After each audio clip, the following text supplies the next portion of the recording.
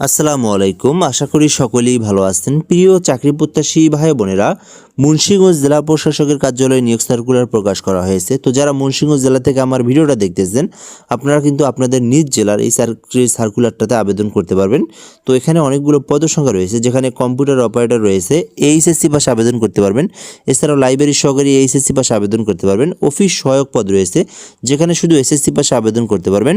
এছাড়াও নিরাপত্তা প্রহরী, বেয়ারার, পরিচ্ছন্নতা কর্মী শুধু অষ্টম শ্রেণী পাশে কিন্তু আপনারা আবেদন করতে পারবেন।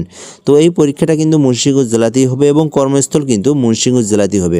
তো যারা এই জেলার প্রার্থী আমার ভিডিওটা দেখছেন, আবেদন করতে পারেন। আবেদনের যে ওয়েবসাইট লিঙ্ক সেটা হচ্ছে ডিসি মুন্সিগঞ্জ টেলিটক.com.বিডি লিখে আপনারা সার্চ করলেই এই ওয়েবসাইট পেয়ে যাবেন এবং এই বিজ্ঞপ্তির যে সার্কুলারটা এটা ডাউনলোড করতে পারবেন এবং আপনি চাইলে এখান থেকে অ্যাপ্লাই নাও অপশনে ক্লিক করে আপনি আবেদনটা করতে পারবেন। আর এই আবেদনটা কিন্তু 26শে ফেব্রুয়ারি শুরু হয়েছে, যেটা কিন্তু 26শে মার্চ পর্যন্ত আবেদন